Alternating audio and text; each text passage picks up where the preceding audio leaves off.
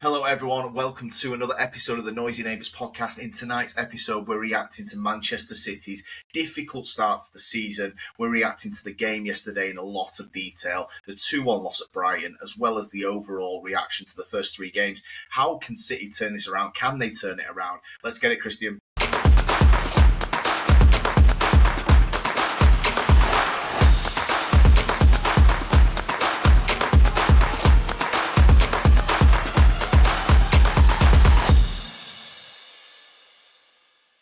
Okay, Christian, Manchester City have opened the season with one win, two losses so far as we head into the international break. We're recording this on Monday evening, so yesterday afternoon you played your third game against Brighton away and you lost 2-1 to a late goal.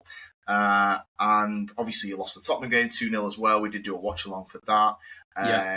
Despite a very strong start against Wolves. Let's look at the Brighton game because obviously it was yesterday. It's very raw, and I think it was one of them with City fans where we saw one good game against Wolves, one bad game against Spurs. This was quite a telling fixture of where are we at as a squad. Can we do see more of the Wolves game? Obviously, definitely didn't go that way. Just hit me with your initial reaction. Obviously, yesterday we didn't do the watch along, we didn't do a post match either. So yeah, hit me with your initial reaction. Then let's get into the finer details of what happened yesterday. Yeah, so look, watch the game. I thought when we started, that Brighton looked a bit, they had a lack of ideas and they let us have quite a lot of possession. They didn't give us too many questions to answer in behind, which we know that's our Achilles heel. So I thought, look, we had a good hold on the game. For the first time, I thought Rodri saw a bit more of the ball and looked calm in possession. And I was like, letting myself believe. I'm like, oh shit, could this be a thing going forward? Is this the start of the turnaround? But then there was in my back of the mind, look, they've not really pressed us here. They've not really, tested our resolve much. And then obviously we get the goal. Look, Haaland tidied it up, does what Haaland does, just ultimate fox in the box. Yeah. Gets his goal, we go ahead. Again, City look very calm, and to be honest, we did this a bit last season, Alex. We were winning away at Brentford amongst numerous times last season and looked comfortable, looked like the game was just petering out to nothing, and then Armageddon hits and the back line is just showing up for what it is right now, which is shit. And I've been calling this, Alex, all summer, and you'd back me on this. I've been saying this for a long time when a lot of others haven't. A lot of others has let this slide and ignored the glaringly obvious problem in this side, which is the defence simply isn't up to it. And this has repeated itself throughout the games at the start of this season and even at the Club World Cup. So then, just to go back to it, we get into the second half. Now, Brighton start growing in confidence a little bit and they think, you know what, we can have a little bit of a pop at them. And they started having a pop at us, and then you started seeing these problems come up. They were pressing us. They got the penalty. They deserved the penalty, by the way. Nunes are just an absolute head's gone. We've seen some dodgy VAR decisions and dodgy handballs. It was just a clear handball. I don't know what his arms are doing up there.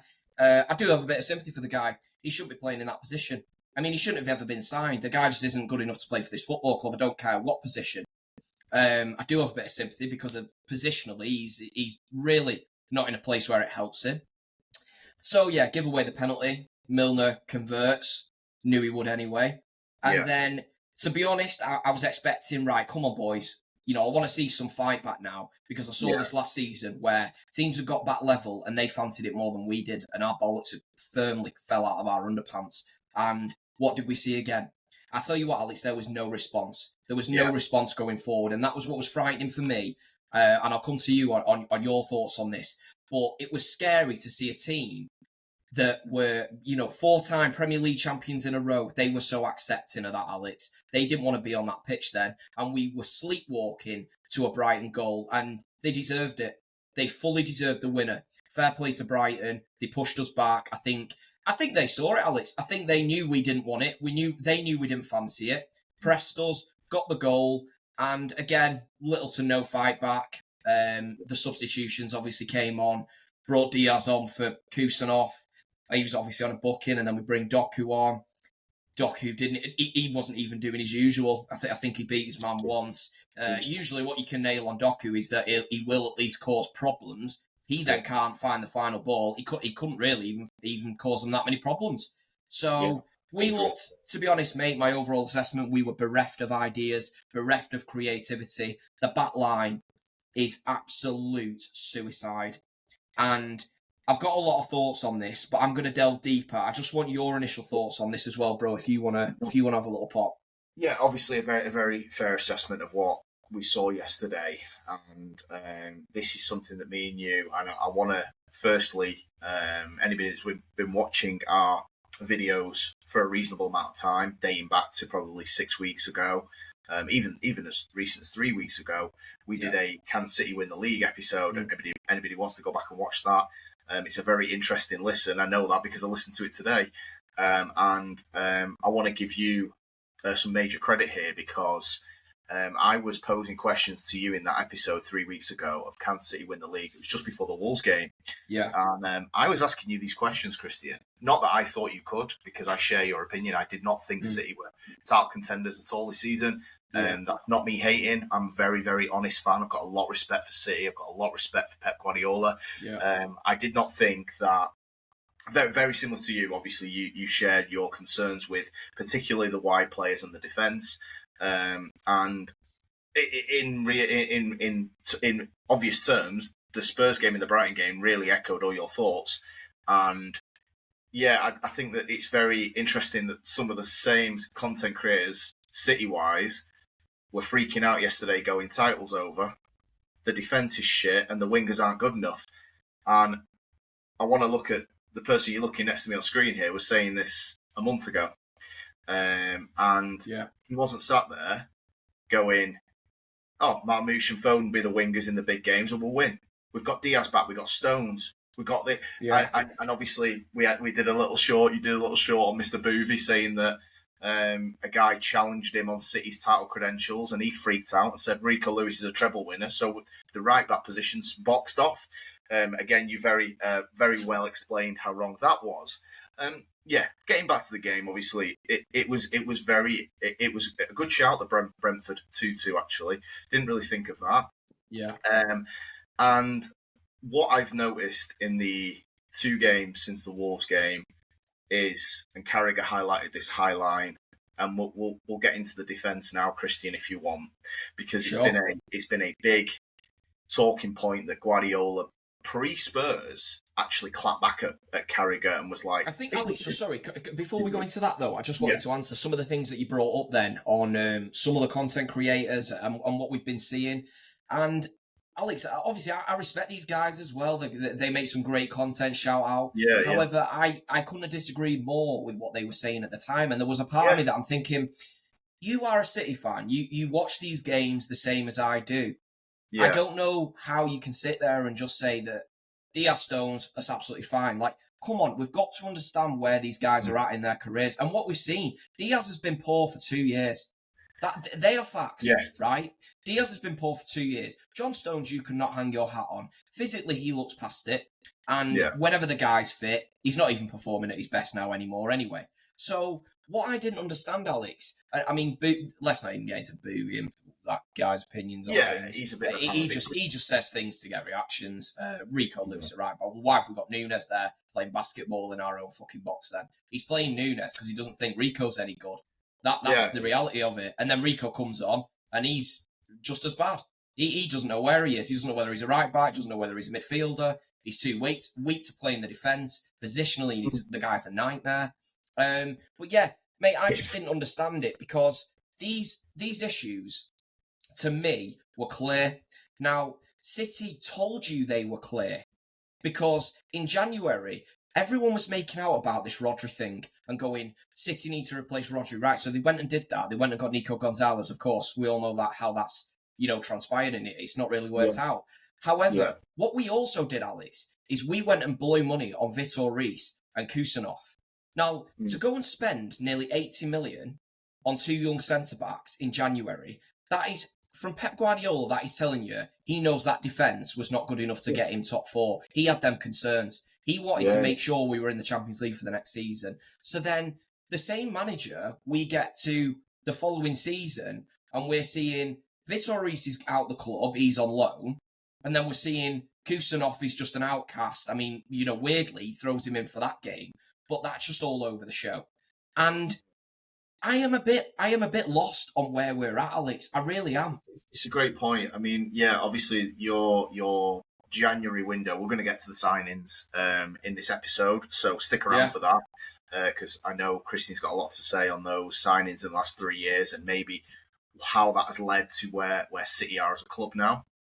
But just sticking with the present, yeah. Look, Stones Diaz for big experienced content creators and City fans. If you all watch the games, you go into the pub, you go into the games, and you're talking about Diaz, Stones, Ederson, Rodri. These are not sure bets. They're not sure bets. You see in the cracks. Ruben Diaz got dropped, proper dropped. This isn't the Pep Guardiola rotation dropped. No, Ruben Diaz was dropped yesterday to the bench for Kusanov. And I thought Kusanov had a pretty good game. Very rash tackle with the yellow, but I actually thought he was pretty good, Kusanov.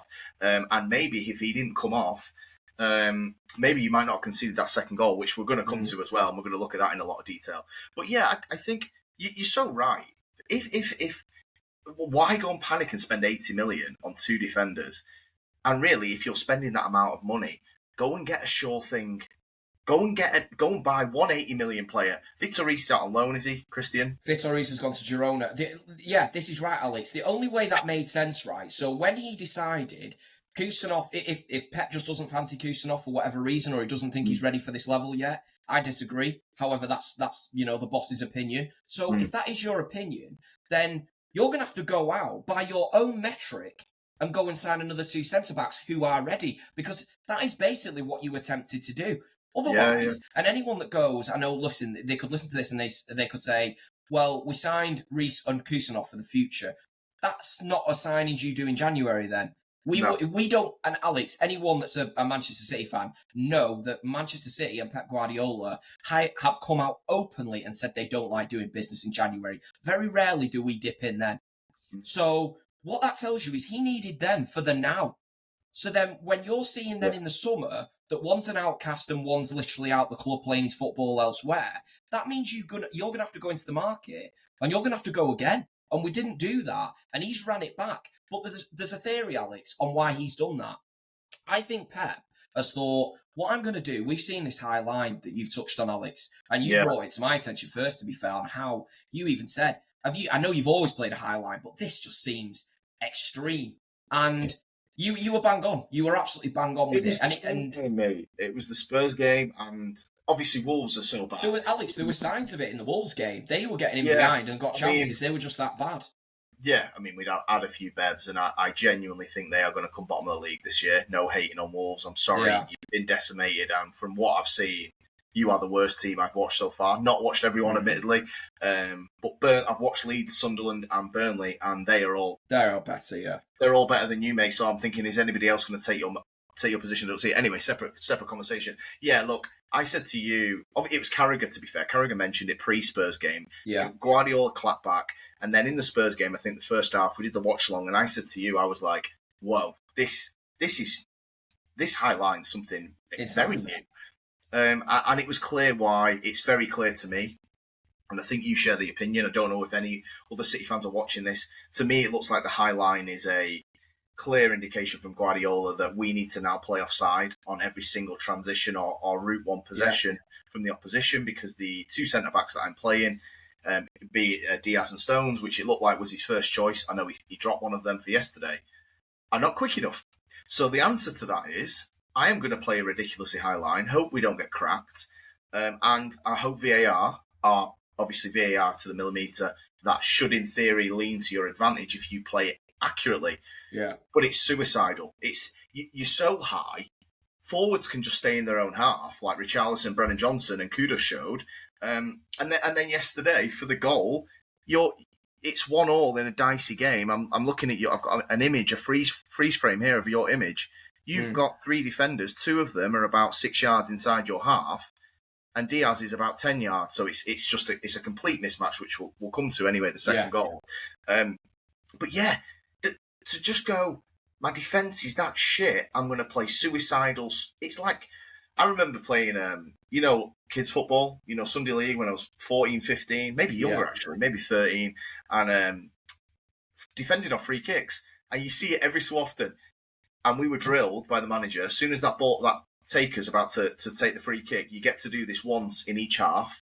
Yeah. Sprint out on the impact of the ball, and you play the whole team offside. Yeah. And we did it at schoolboy level. It's almost like you're taking that same approach of, we can't turn around and foot race, so just try and play offside. You can't do that. You can't do that in this league with the athleticism you're coming up against. That, we mentioned Richarlison, Johnson, Kudos. Who was it yesterday? That Minter was an absolute menace. Yeah, I've not watched him as closely as that for Brighton, the right winger. I mean, ain't Nuri will be seeing him in his nightmares for the next 2 weeks.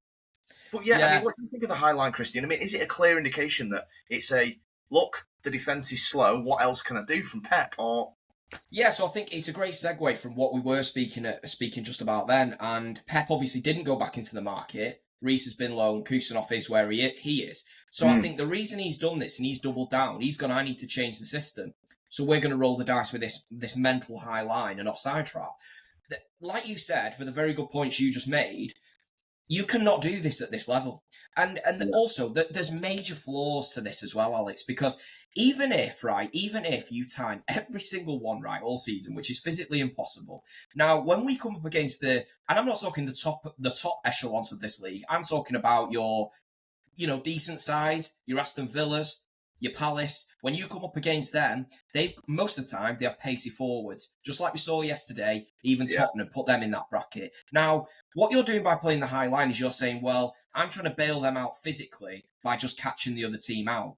That is such a game of roulette, and the reason it won't work is because the forwards are smart, and they will think, well, don't worry, you can play your silly offside trap. I've got 5 yards on him anyway, so I'll stand in my own half. You're just on the halfway line as it is. Look at Richarlison, Alex. He worked out very quickly. He was like, I don't care where you're stood. You are that high up the pitch. I have 5 yards on all of you. And this is why, if he was thinking that this was going to be sustainable all year, it does shock me from Pep. And I'm not going to lie, Alex.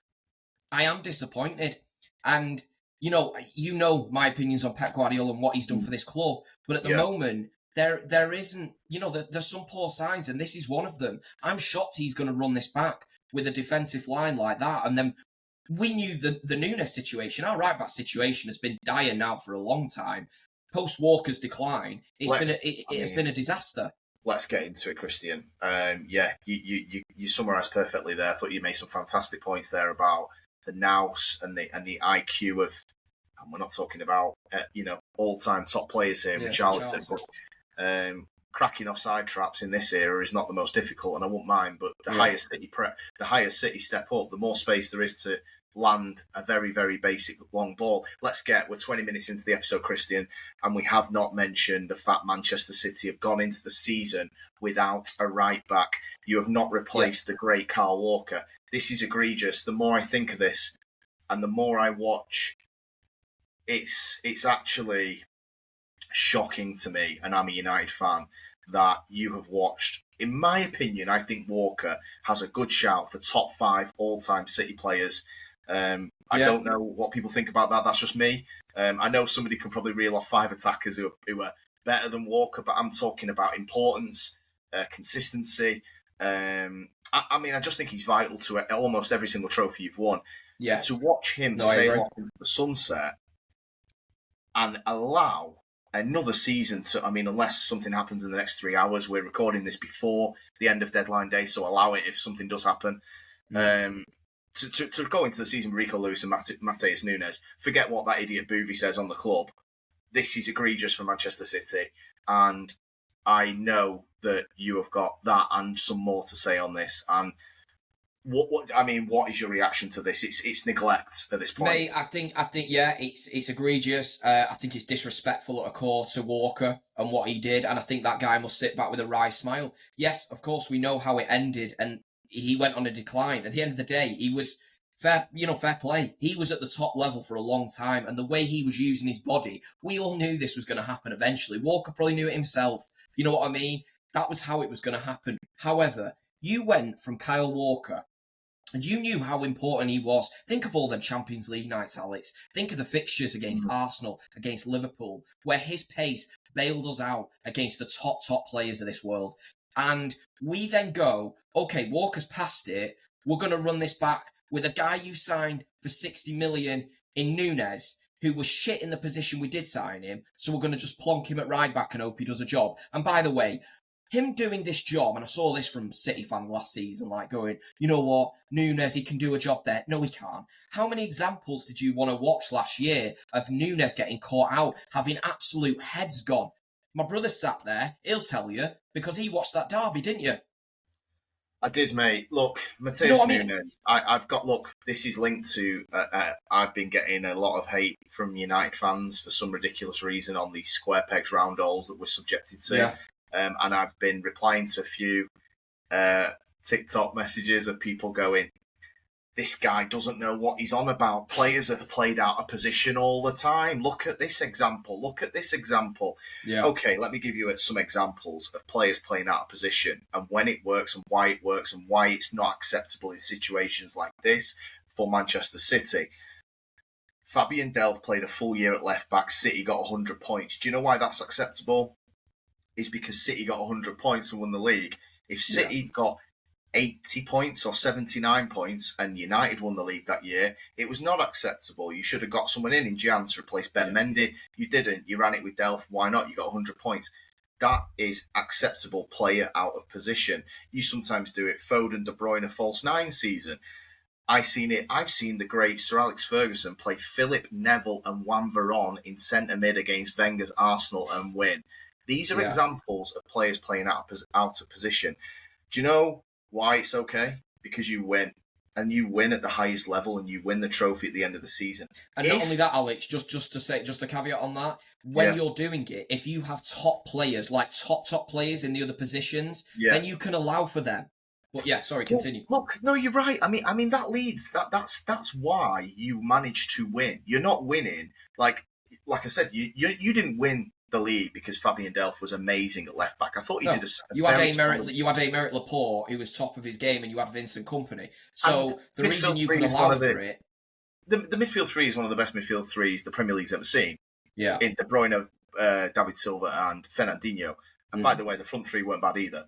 So yes, there is examples, and obviously I'm talking from a United head here that we have won 8 league games in 30 games, and I'm watching every single player or half the team out of position, and I've got numpties online going, well, Giggs played centre mid. Yes, we won the league that year and we got to the Champions League final. We weren't in a relegation fight. So just use that lump of jelly in your head and work out why me and Christian are telling you why players out of position when my team is losing is not acceptable. Matheus Núñez is not a right back. He is, and look, this is a difficult one because I do have sympathy with Núñez, but he also does not have a brain in his head.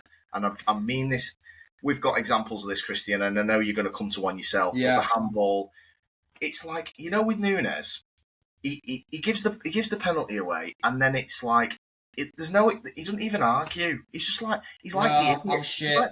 He's like the idiot in PE who's like, you've let another goal in, at school. And it was interesting, Alex.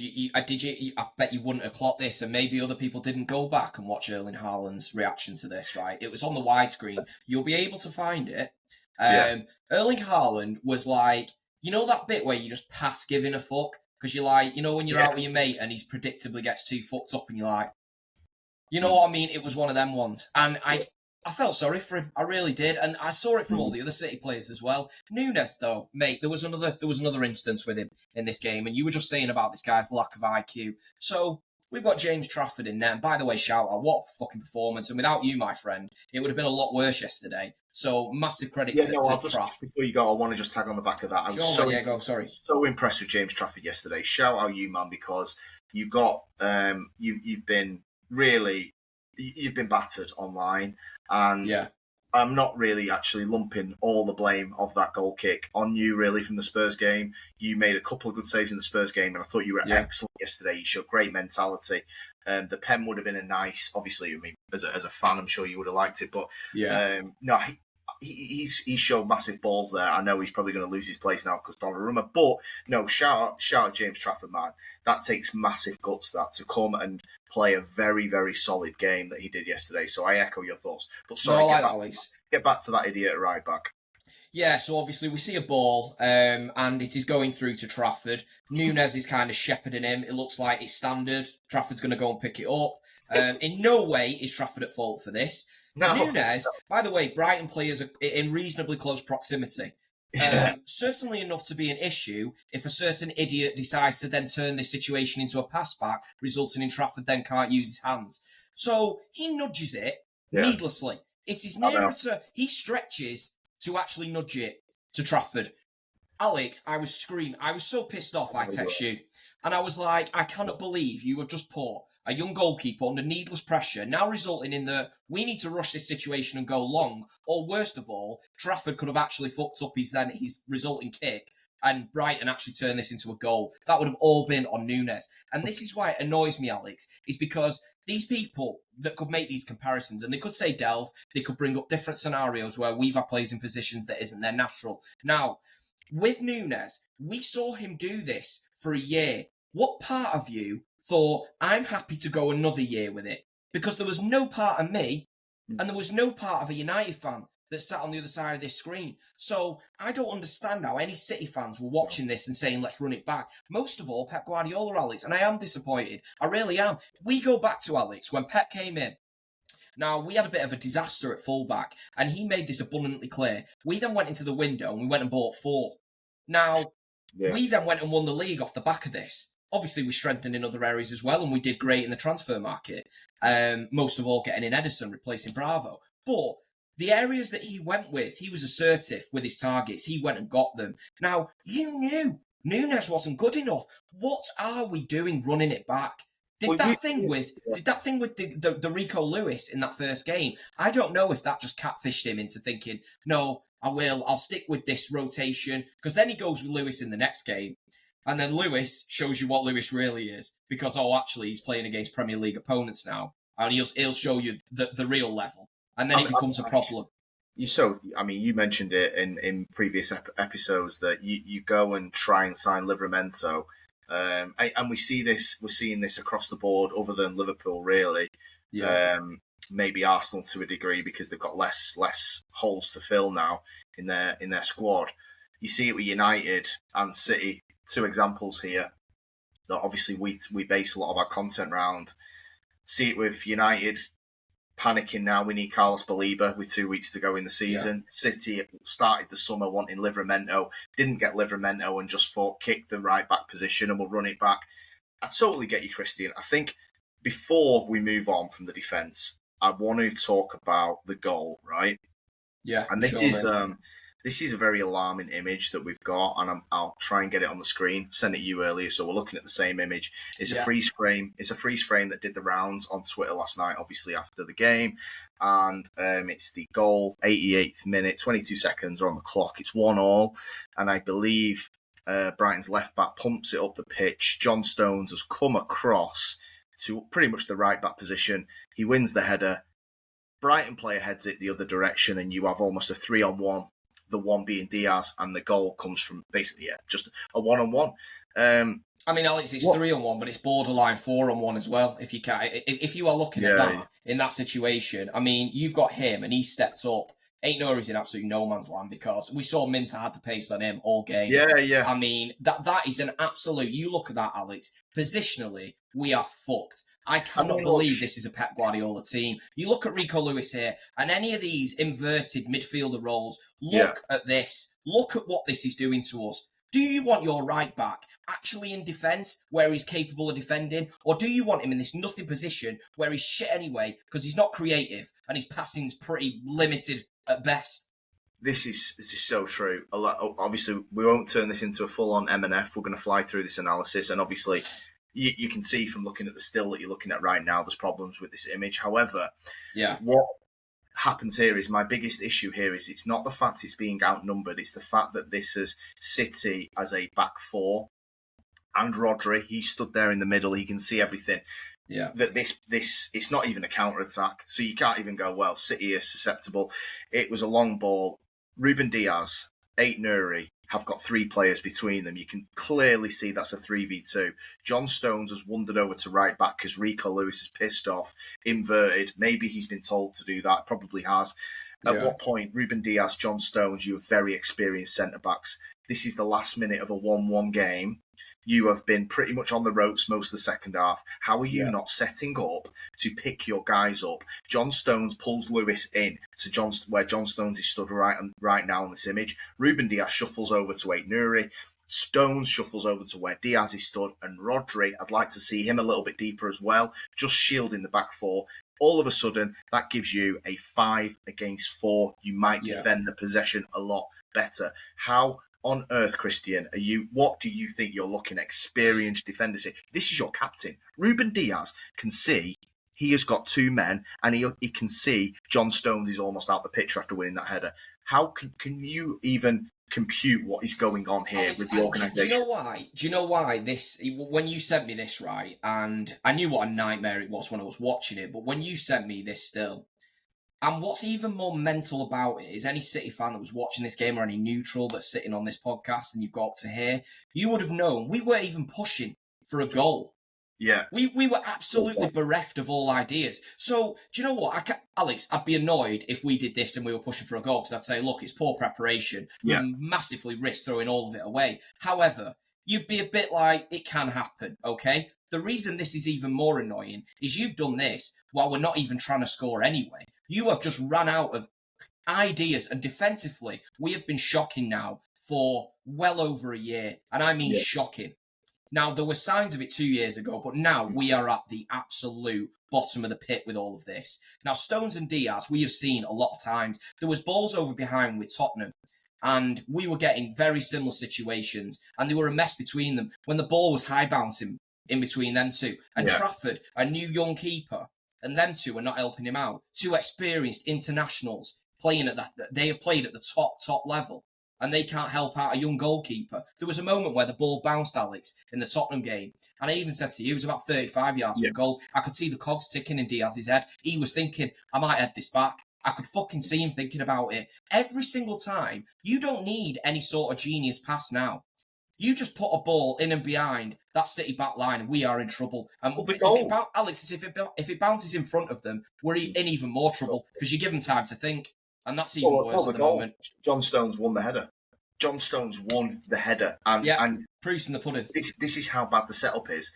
That a City centre half wins the header, and you are in more trouble from it. It's abysmal, and I can see Pep Guardiola bottom right of the image. Look, man, I've got massive respect for Pep. I don't know what's going on. I don't know what the hell is going on here. Obviously, Aït-Nouri had a tough game, but I'm looking at these two. I'm looking at these two who are not setting up the team. It might have been a goal kick from Brighton, whatever. It was the left back lumped it, and City are all at sea. Like you said, it wasn't a counter-attack. Okay. With this, you know, with Pep Guardiola in this situation though. So he watched City last year. All season, he saw how susceptible this defence was. Now, when we were talking about running this back with Núñez, now, if you're going to play a player out of position and you're going to go, we'll run it back, you best believe you need 3 top performers in the rest of them positions in the back line. What he has done, Alex, is he watched us struggle all season. Núñez, God, I mean, some of the games, he was one of our better defenders. And I'm not complimenting him there. That's how bad the others were. Yeah. You know what I mean? So how could he watch that and think, no, I'm not going to reinvest at centre-back. I'm going to run it up. We're going to go with a majorly just suicidal high line. We're going to go with Núñez at right back, and we're going to put Aït-Nouri in and hope for the best at left back. Aït-Nouri, by the way, I'm a fan of. He had a tough game yesterday. And look, he's in the deep end, mate. He has been thrown in and been asked to cope with a back line that's one of the... at the moment, it's a mid-table defence. It feels very sort of United-esque at the minute, where you're chucking in good players, but they've got no chance of swimming because the rest of the team's an absolute shit show. And I'm sort of giving Reinders a small pass there as well because he's had two tough games. Christian, let's get to I know you want to talk about the transfers and why you think City are in this position. I know we're going to do a Liverpool episode who have gone the other direction and are now looking at the potential things. Somehow took our blueprint and we took United, so that was a good fucking move of us, wasn't it? We saw how well you were doing and we thought, we'll have a bit of that. It's the derby next. Who's the shittest? Let's talk about the attack because if you don't mind, let me just open up with this. I want to talk about, because obviously I'm a United fan, and this might hit home to some neutrals watching this who might need to hear it. Who, again, I'm referencing a certain channel. I'm not even naming it because they do my head in, all three of them. We've given one of them too much time in this episode already. Yeah. The other idiot sits in the middle of them that said Erling Haaland is going to struggle to score goals in the Prem. I assume you already know who I mean. He obviously has said more things about, as if that wasn't a bad enough take. He's now gone on to say that he doesn't think Haaland's a very good player. He doesn't think he's anywhere near the all-time greats. Let me tell you something about Erling Haaland, right? This guy is the difference between City being around United in the league and actually having a dark horse chance at still qualifying for the Champions League next year.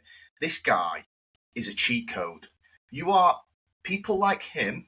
And if there's people that you know, or people in where you work, or at school, or at college, that whinge about Haaland outside the box, you are blurred by Messi and Ronaldo. Erling Haaland is an absolute stone-cold, efficient killer on a football pitch. He is an absolute manager's dream. He's a cheat code. And for people to sit there and go, I don't think he's that good because he doesn't do this. Yeah, well, let me tell you something.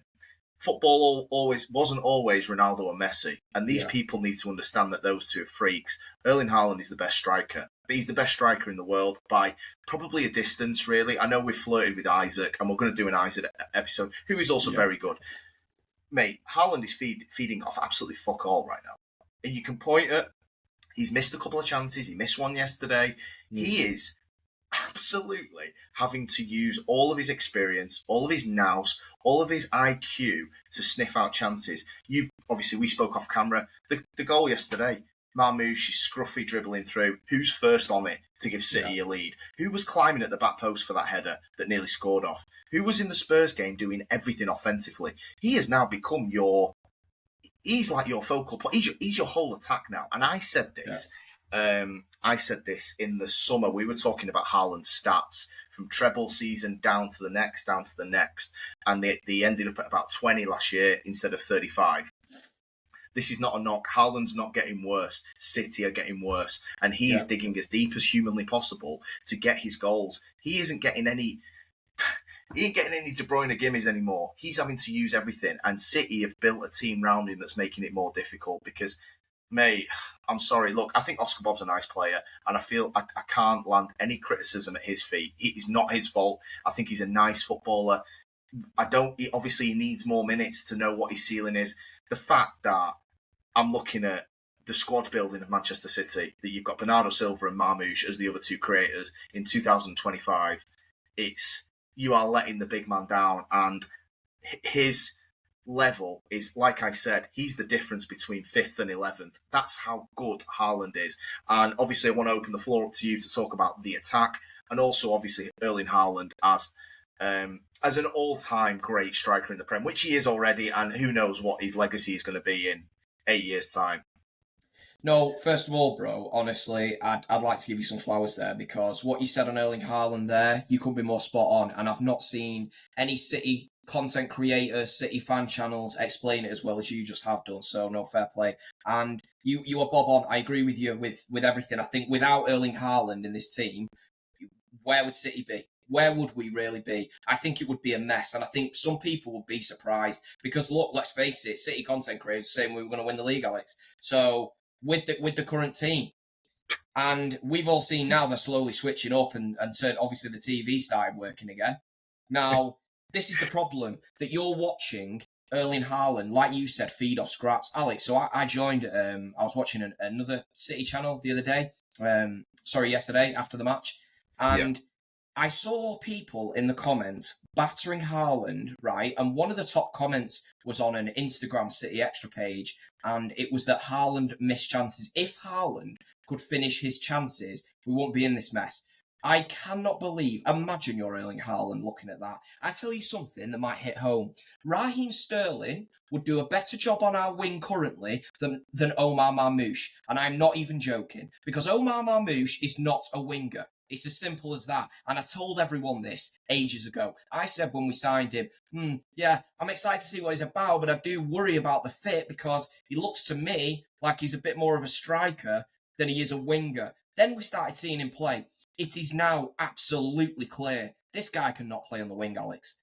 No. There is no part of me, and I made a short on this, he is not a Premier League winning winger. He's just not a Premier League winger. Never mind to win us the title. And that is no slight on him. I'm not battering the guy, by the way. I actually feel sorry for him, apart from the fact he's on 300 grand a week and he's going to be probably on the bench for it. But in terms of footballing, I do actually feel sorry for him. There is no obvious fit in this team, which we will go into later with a few more of my concerns on this area. But that's a mad thing, what I've just said, bro. And you didn't even clap back at me and go, that's mental, Christian. Raheem Sterling, who we have seen has been finished for 2 years now. And I just said he would do a better job on our wing than Marmoush. And people were lauding Marmoush on the wing as if this was going to be like, nah, City going forward, we're set. Open your eyes, man. I'm sorry. It's square. He's another one. It's square pegs round holes. And again, it comes back to the things we were saying earlier in the episode about Nunes. And obviously, you know, Marmoush is 10 times the player of Nunes, but it's the same principle. He's not a left winger. He's never going to be a left winger. Marmoush he's a goal scorer. I think he's a goal scorer. I think you're not going to get amazing aesthetics from the guy. He's going to be scruffy. He's going to be scruffy in moments, but I think he's a great shooter. I think he can shoot. I think the guy can really, really shoot the ball. But I don't see him crossing the ball, and I don't see him dribbling past people and creating space. But this is it, mate. There's a reason Marmoush is playing. There's a reason Marmoush is playing because Doku comes on, and you said it perfectly 10, 15 minutes ago, Christian. Yesterday, I never think much of Doku because I've watched the guy for a long time now. I know he's no end product. Yesterday was the first time where he couldn't get past his right back. No. And that is the bit where you hang your hat. Yeah, we know he's going to cook Trent, but he's also can't cross to anyone at the end of it. Yesterday, he's dribbling out of play, can't even keep the ball close. He's been doing that a lot this season as well. Right. He has been doing that a lot. And this is the thing, Alex, you talk about, you touched on it then with how you brilliantly described Erling Haaland and his contribution to this side at the moment.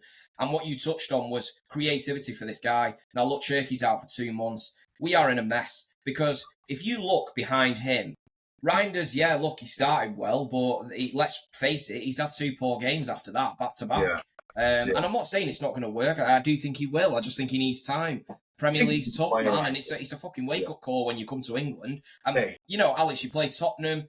You know, they've rebuilt. Thomas Frank, great manager. They've got some really good players now. Then you go to the Amex. We know how good Brighton are. That's never been an easy away day for us, even when we were at the peak of our powers. But when you look, Alex, at the creativity for Erling Haaland, who is doing it for him?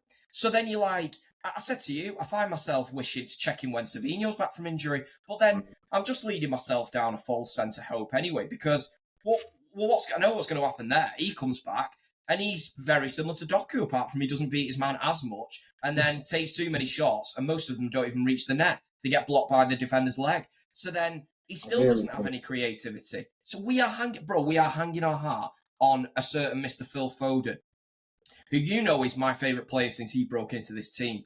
Yeah. But recently, I'm not going to lie, he's been letting us down. His fitness now, look, he came back the Club World Cup, and we saw some good signs for him. And I was thinking, a bit of Cherky Foden link-up play. I'm looking forward to it. And then we see fitness. Start the season, rolls back round, and he's not there. And now we're hearing he's injured. And I'm just sick of it. And I think, look, you need to be fit to get back to your best. I don't know what's going on. We heard a lot of things last year. And I hope he is okay personally, of course. But I think fitness, mate, is the biggest thing. And I don't really think there's much excuse. He's a young player. And Alex, he hasn't been... You know, look, you could have some sympathy with, say, a Bukayo Saka. Because you'd go, well, he has been flogged into the ground by Arteta and he's overplayed, if anything. Foden's had a freedom role of being like, well, yeah, you're in and out the team and you've been bedded in. He has not been running to the ground. This guy's fitness should be not this poor at this point in his career. Availability is the best attribute sometimes, Christian. Of course it is. In all sports. Okay. Let's, before we wrap up, Christian, I know you text me today, we talk about doing the episode. You wanted obviously, the big question for City fans is, well, there's one thing here, which is probably a conversation for another day, is how can City turn that round? I think at the moment it looks bleak. So I'll tell you what, let's look back, as depressing as that might be. As to a reason why it might be bleak.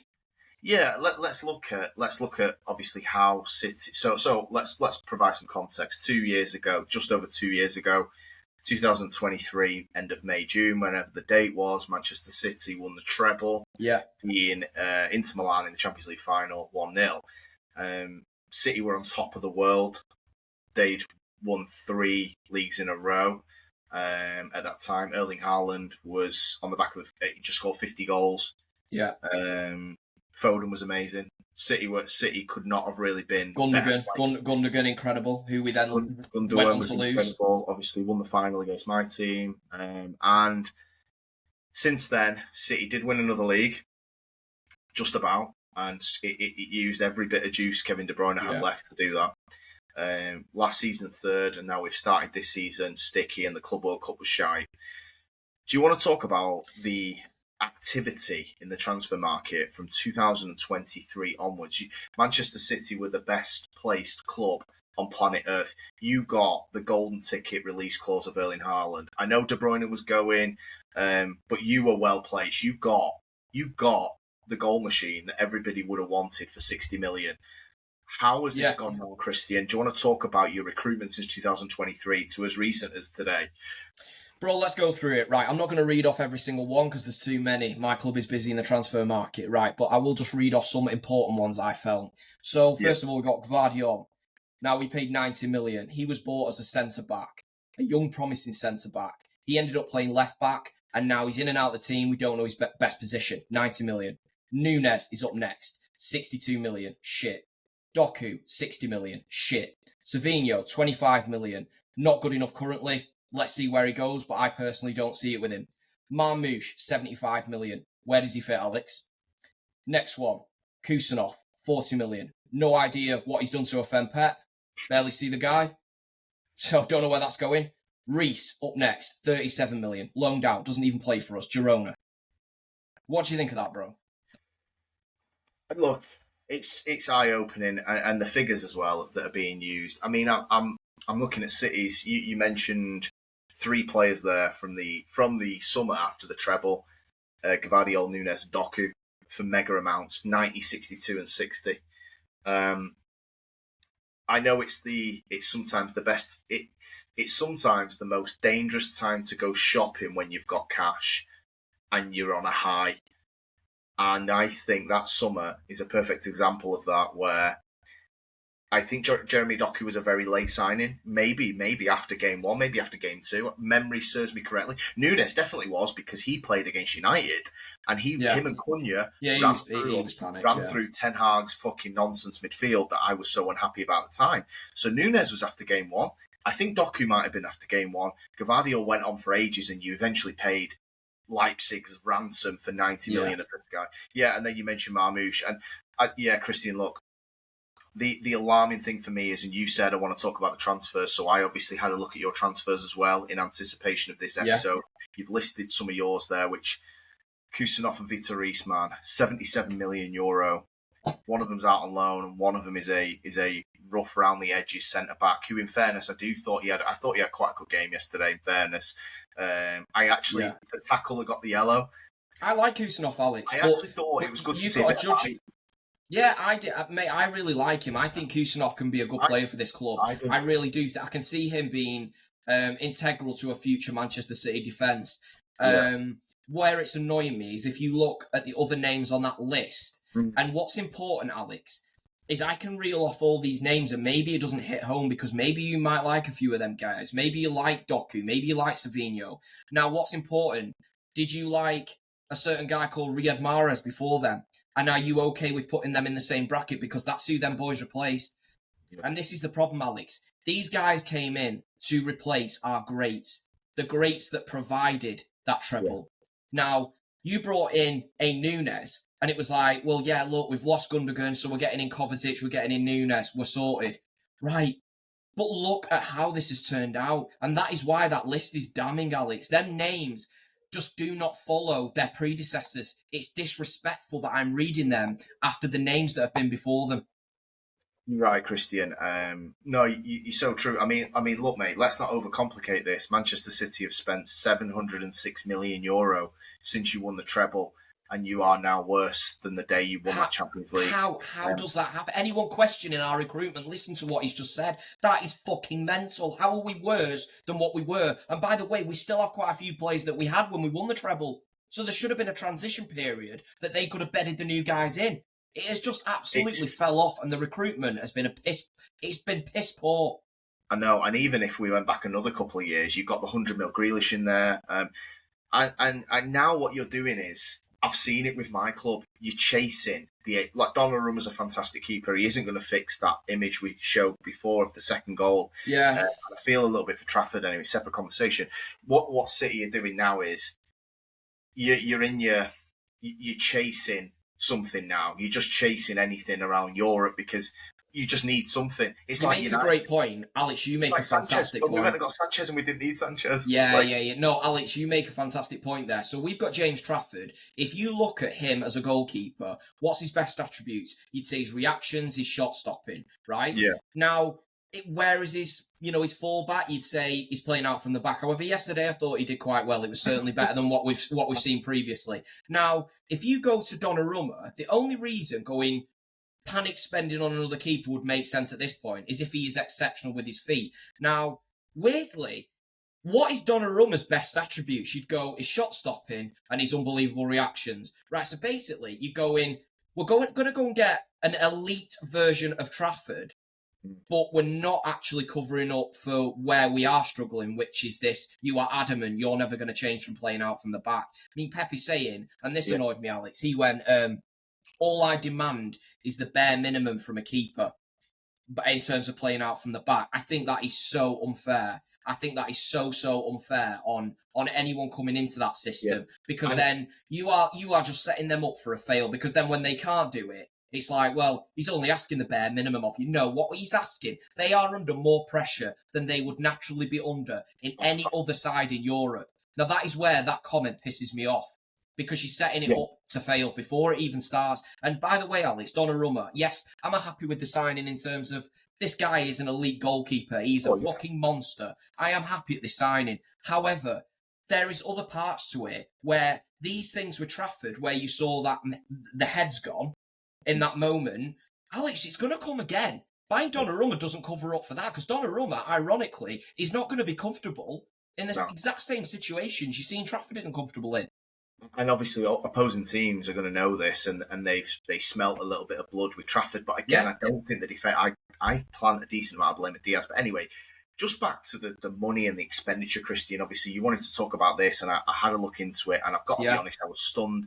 I am in horror of my own team's recruitment in the last 3 years. So for shits and giggles, you might say, I've added United into this graphic. I wanted to have a look at City, United and Liverpool spending since the treble. The treble seemed like a good milestone to go from for all three clubs. In fairness, United had just come above. In fact, United and City finished above Liverpool that summer, so it's a fantastic milestone. Metric. 2023 end of season, City treble. United came third, won a trophy, got to another final, which obviously we lost to you guys. Liverpool came fourth or fifth, can't remember. Anyway, they were below both our clubs. Liverpool have gone berserk this summer. They have spent, we think, I did try and crunch some numbers. Obviously, the Isak one's going through, including Isak. I make it at almost €500 million, which is incredible, obviously. I added up each team's spendings in those 3 summers. This is quite crazy how this has worked. And the fact that Gahey has just fell through is great, because I didn't include Gahey on this graphic. So Manchester City since 2023, they've spent €706 million.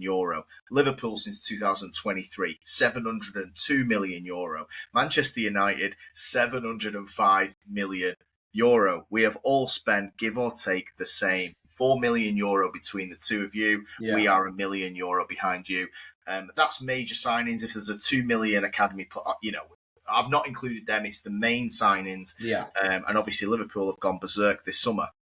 Now, this is where the balance is going to come for Liverpool. Liverpool's argument is going to be, well, let's look at the last. You might say you've gone and broke the transfer record twice in one summer. Liverpool spent 42 million last summer, mainly Chiesa, and it was the goalkeeper Mamadishvili, I think, I can't pronounce his name, and he went back on loan. this summer, there's value in the market. Liverpool spent 2 heaps of cash on all their players. City and United, very, very similar again, Christian. 260, 211, 237, 244, 209, 250. United and City are in the 200 every summer. We need to spend 200 million. Don't care what the market's showing us. Liverpool, listen to this, 172 million in Klopp's last summer, 42 million in Slot's first summer, and now you are looking at about a 488 million summer this year. But it adds up to the same since City won the treble. So as much as I want to go, well, Liverpool have bought it, they spent less than United and City since City won the treble in 2023. And that is how you sign players. That's good recruitment from Liverpool. I tip my hat to them. They're acting like a big dog. They've found value in the market. They've gone all in, and now we're all sat there going, well, how can you compete? They've just picked their times better. Alex, I agree. And the thing is, it's about the players available in the market and where they've done their shopping, which I think is very smart. Now, they've gone elite players here. They've gone players they know are ready for a system. What United and City of recent times are doing is they're buying and hoping for some meteoric rise, which isn't coming. Now, United admittedly have done this a lot worse than my club. We are new to this game. Give us time, we'll get there. This is the thing, Alex. I don't know what we've been looking at. We had a winning formula. Why change? You know, the old saying, Alex, don't change it if you don't need to change something that's fucking already working. You know what I mean? Yeah. And we've made a mess. We really have made a mess of all of this. You're right. Now we are. Yeah. Sorry. I was just going to say you've gone to the spend 200 million on a load of potential summers. Yeah, exactly. That's what Alex. We're in the market now. We're just hoping that a Doku, we're hoping that a Savinho just has some sort of huge rise and they become a player that we haven't seen yet. You've done the same with Sesko. I mean, you've done the same with probably how many could we name for United that they've done that with? And this is where we're at with it. Now, Liverpool haven't gone down that route. They have gone and splashed a lot of money on Isak, but they're like, well, yeah, because we know what we're getting. This guy's going to transform us. They could be on for some sort of fucking dynasty, Alex. You're so right, Christian. It's about maintaining even Ekitike, who me and you weren't sure on for 80 million euro. You're bringing players into a very, very settled system. They've done the right thing because they went and got so you go and build the structure with your experienced players, and not that they're old, but Szoboszlai, McAllister, Gravenberch. That was the 2023 summer. Klopp's last year, he got all 3 of them. That's their midfield done. Okay, and then you've got Salah, who's been a stalwart for them. Mainstay, yeah. And the left winger has been Luis Diaz. So again, Ekitike was coming into a very settled team. Obviously, Cody Gakpo is now out there. Same with Florian Wirtz. They're coming into settled environments. You take 10 games, people getting on to Wirtz. Liverpool fans aren't bothered because, well, we saw a little bit more class from Wirtz yesterday in the second half. And also, they've won 3 out of 3, Christian. Alex, that's great. That's us when we signed Grealish. Because it was like, well, if you batter City for going spend 100 million on Grealish, fair enough, do it. But we were still going to win the league anyway. And then we went on to win the treble. So it was like, how much are you going to really batter them? However, the problem is, Alex, if you go and spend 100 million now, if you're City or United and it doesn't work, best believe clubs are going to hit you with it. But that's because you deserve it, because you're putting yourself on the chopping block.